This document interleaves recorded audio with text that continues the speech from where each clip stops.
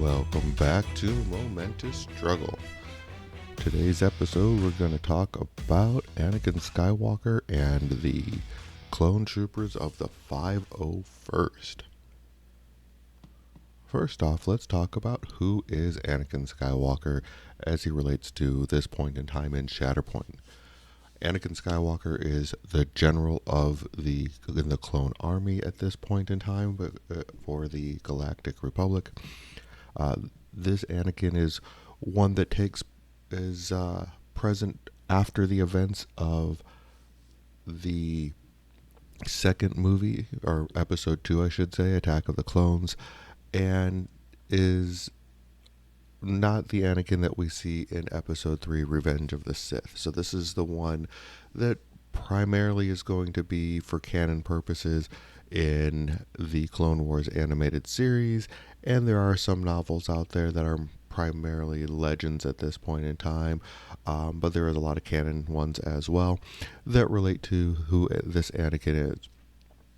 For a little backstory, Anakin was made a general in the army by getting, so to speak, a field promotion to Jedi Master after the war started. There was many members of the Jedi Council that felt that he should not have been promoted to the rank of Jedi Master, but the need of generals in the field led to the promotion so that he could be commanding his troops. So let's go ahead and jump into Anakin himself. As far as the character is, Anakin is a primary character. He has a force of 4, so a little bit more than most characters in the game have. Definitely more than any in the core box are concerned. He also has 7 squad points. So when you're building him, he has less squad points than most of the other primary units out there. So that is something to keep in mind during force construction, because you're very limited right now in the 3-point models and units that you can take. But as I said, his character name is General Anakin Skywalker. Anakin Skywalker is a primary unit with 1 model. He has 4 tags: 501st, Force User, Galactic Republic, and Jedi. Anakin also does have 4 abilities. The first one being Force Jump. That does cost 1 Force, and as you can imagine, basically each character in this unit makes a jump. And that is a active ability. He has 2 reactive abilities. One is I'm going to end this. This does cost 2 Force, and this is probably his big finisher that makes him the big unit that everybody wants to. This one reads: after this unit makes a combat action, it may use this ability. 1 character in this unit may make an attack targeting one of the same enemy units within range and line of sight. So the one thing to keep in mind with this is that this allows you to make 2 attacks, which normally you can't do. So this is breaks the rules, and I think that's kind of why it costs so much at 2 Force. He also does have the deflect. After a range attack targeting this character resolves, he can use this ability. Basically, if the attack rolls 1 or more failure results, and that unit will suffer 2 damage. And then his last innate ability this is where the fun begins. When a character in this unit wounds an enemy primary or secondary unit after this attack is resolved, you can move the struggle token 1 space towards your momentum token. Then if the wounded unit is a primary, each Galactic Republic character may heal. And remember, heal allows you to remove a status condition or remove 1 damage. So that this is very important for removing those status conditions. But it also is important to remember, if you are going to be using Anakin, when he makes his attacks, you really want to try and attack and target those primary units, so take full advantage of his innate ability here. And lastly, on his card, he does have 11 damage with 3 wounds total. So he is one of the more durable characters, definitely the most durable in the core box. So he is going to be able to get up there into battle and take a lot of damage, so to speak. So he is definitely worth looking to get on the front lines, attacking those primary units, and doing as much damage as possible. So let's go ahead and take a look at Anakin's um, stance card. Now, being a primary unit, he is going to have two sides to his card, and his card is pretty straightforward. There's only one split to it. It starts out at one, and then at the second step splits into either top and bottom. So it's a pretty straightforward list. But before that, let's look at the amount of dice that he's rolling. He does not have a range attack, so you do have to be in melee range. So you want to make sure that you're getting Anakin up into the fray as quickly as possible to take advantage of those attacks that he has. So on his Form 5 Shin, he does have, again, it's four, or there is no melee range, or I'm sorry, ranged attacks, but he does have a 7 dice melee attack, and both of his defense dice are going to be for 6. So he does have a pretty fair amount of defensive dice he's rolling when being attacked, either in melee or in range. They're both the same. So on his tree, there are 5 steps to it. The first one that he has is going to cause 2 damage, and it's going to have a shove.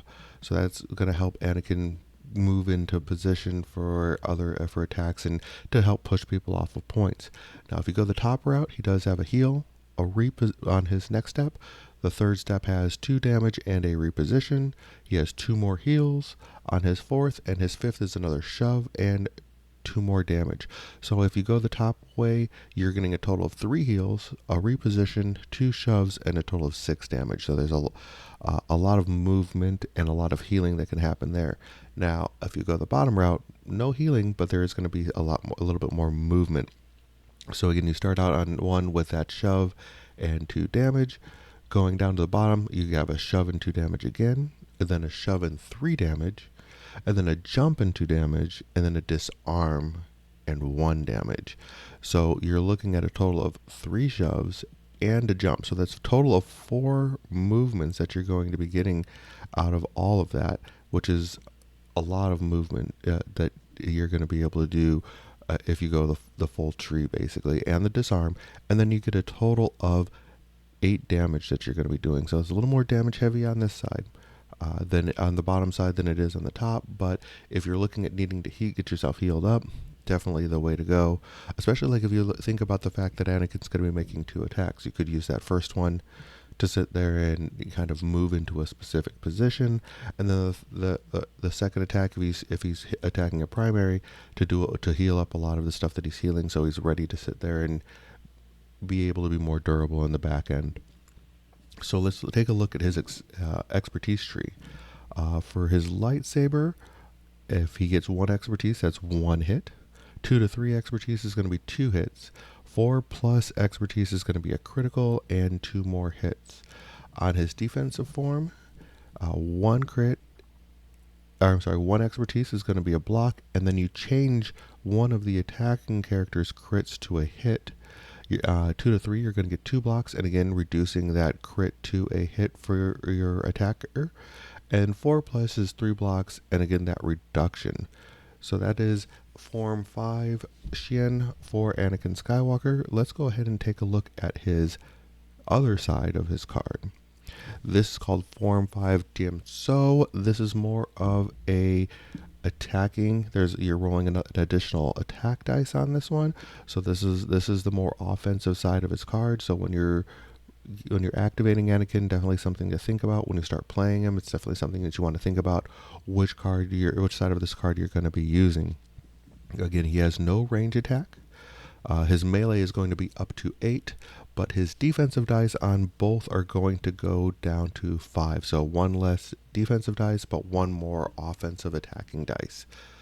This tree has 6 steps and has 1 split at turn, or at step 4, and then it will go back down to 1 remaining. So there's only 1 split, but there's pretty much 1 line going here.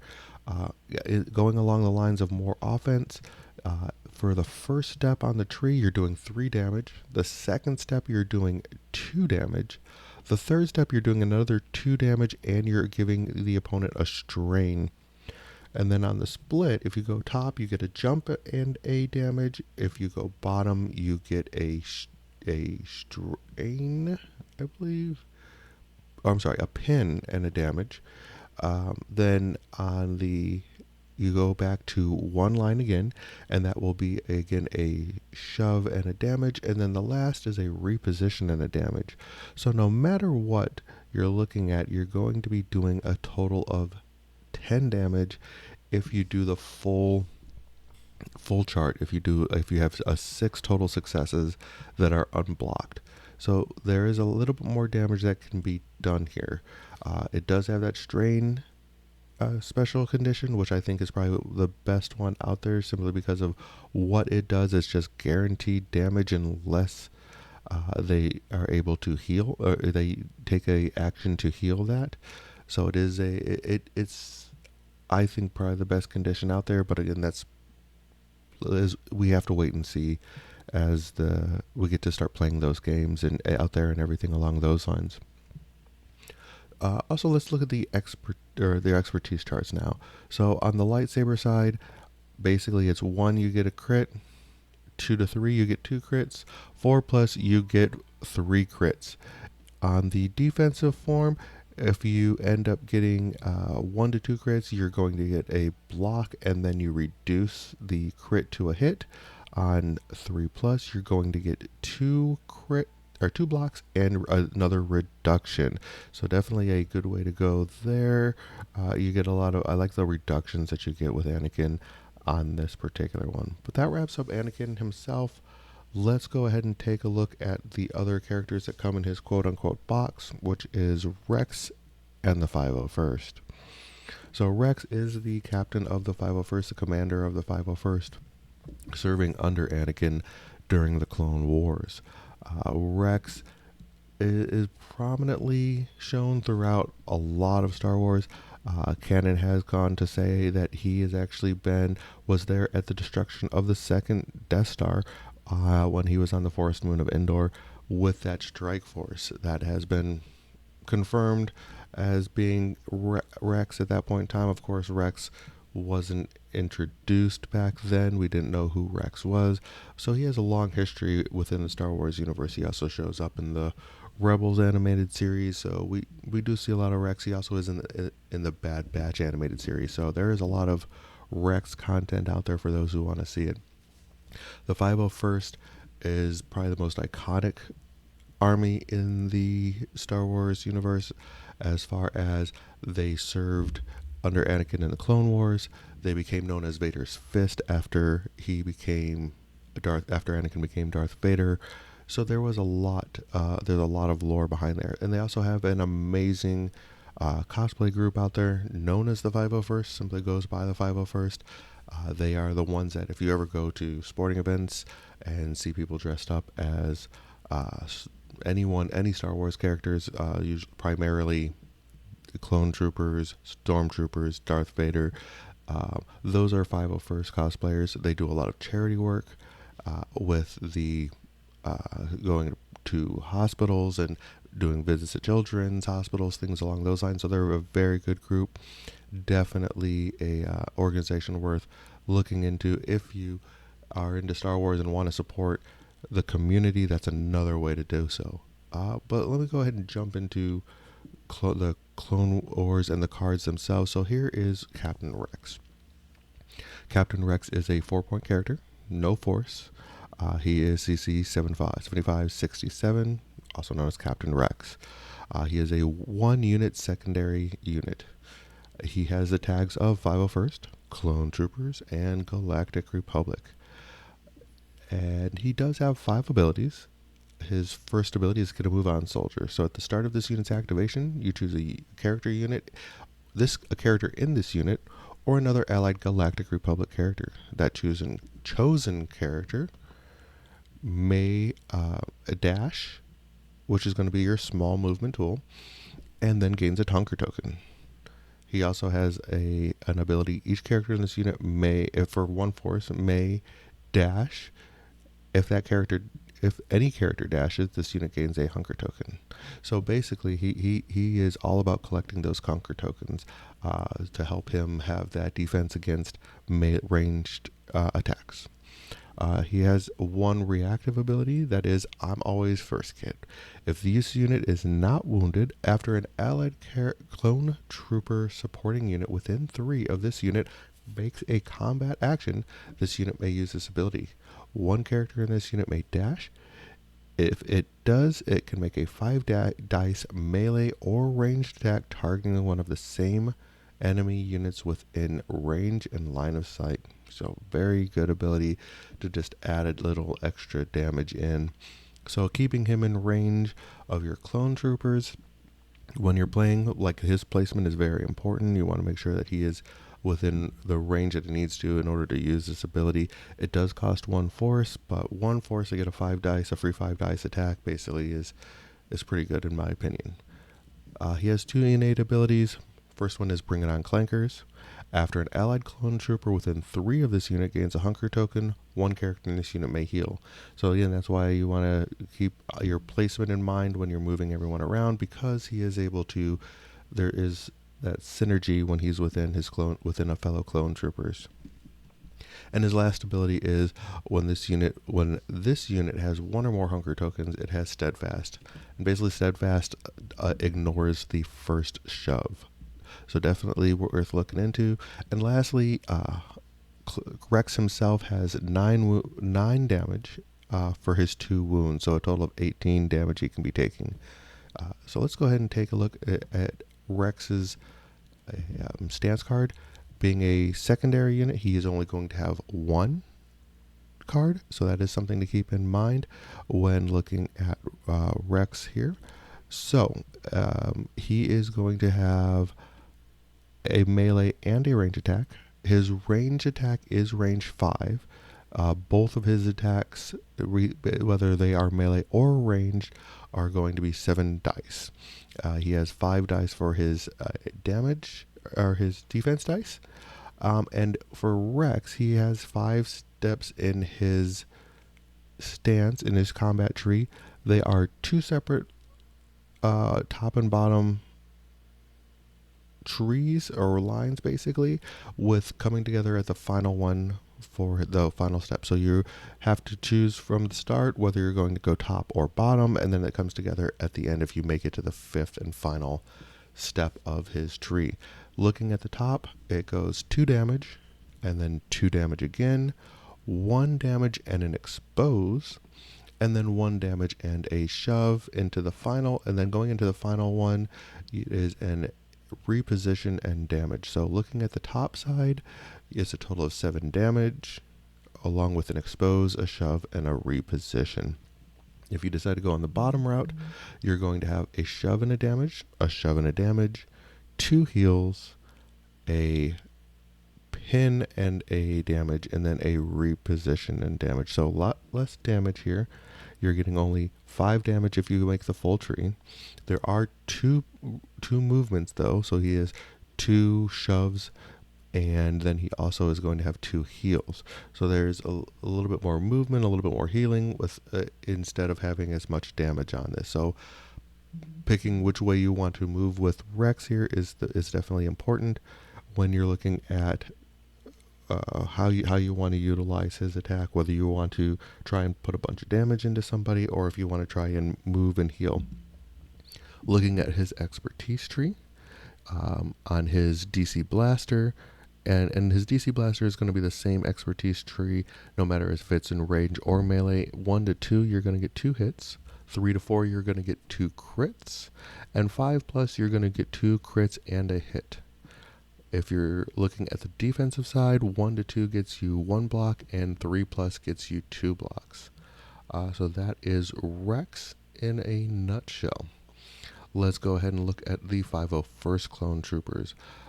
They are going to be 3 points, no force, and there are 2 units in this, or 2 models in this supporting unit. They are going to have the keywords of 501st, Clone Troopers, Galactic Republic, and Troopers. So this is where those synergies with being in range of clone troopers, Galactic Republic clone troopers, is going to be important for Captain Rex's abilities. Looking at their abilities that they have defensive maneuvers, which cost one force. Each character in this unit may dash. If any character in this unit dashes, they gain a hunker token. So again, similar to what we're looking at for Rex, where he's able to move and gain a hunker token. They have coordinated fire, which is a reactive ability. Whenever a character in another allied Galactic Republic unit makes an attack as part of their combat action before attacks rolled, this unit may use this ability. If the target character is within 5 of a character in this unit, that target unit gains strain. So that is a very good ability to just put a condition on somebody. So I do like that. Like I've said before, strain is, I think, a very most powerful condition out there, but I think they're all very powerful as well. And the last one is Brother in Arms. When a unit has a hunker token, it has Steadfast, which is kind of like a common theme here with the Galactic Republic troopers, clone troopers. So Steadfast, again, not being able to be pushed, and they do have 7 total damage for 2 wounds. So not that tanky. They if someone gets a full tree on them, they can probably in 2 rounds or in 2 activations take these guys out, depending on how far along down a tree they can get. So there is a potential to get these guys off of the battlefield when you're looking as far as being a supporting unit. They're just there to you want to keep an eye on where you're positioning them so they're not able to be taken out quickly. And going into that positioning, let's take a look at their combat tree, their stance card. They also have a range 5 melee attack, so being able to keep them out of range is going to be kind of important. That positioning so that they're not being put into a position where they're going to be able to be taken out of the game quickly. So they have a range 5 melee. I'm sorry, range 5 ranged attack, and they do have a melee attack. The range 5 melee their range 5 range attack has 7 dice. Their melee has 7 dice. Their melee has 5. So you really want to keep them at a distance. You want to keep them where they're shooting from far away. You want to kind of make almost a gun line with these guys because they are much better shooting from distance. As well as they're better defensively at distance because they have 5 defensive dice at range and only 4 at melee. So their stance card has 5 steps as far as their combat tree. There's not a lot of damage with these guys, so you really want to choose wisely how you utilize them. They have 2 steps, and then they go down to a split for the next 2 steps, and then down to 1. So again, looking at their first step, it is just a pin. Going to step 2, they're going to have 2 damage. And then there is a split. If you go top side on the split, it's going to be a shove and then a heal. If you go bottom side, it's going to be a strain with a reposition and a damage. And then the final one is going to be 2 damage.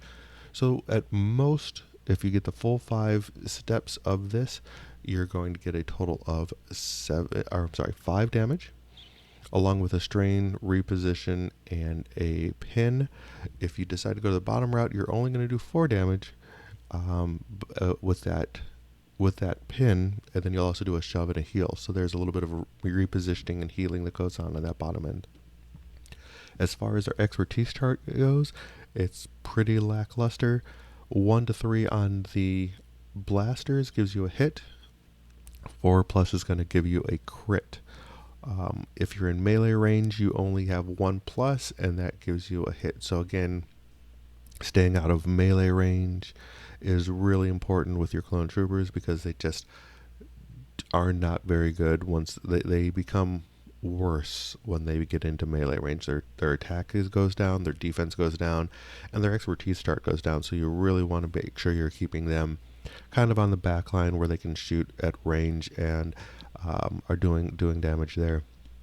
As far as their expertise chart goes, 1 to 2 gives them a block, and 3+ gives them 2 blocks. So their expertise chart isn't that great. You really kind of just want to. You're hoping not to roll a lot of expertise with these guys. Like 1 expertise is really where you want to be, if any at all. And that is going to wrap up our clone troopers.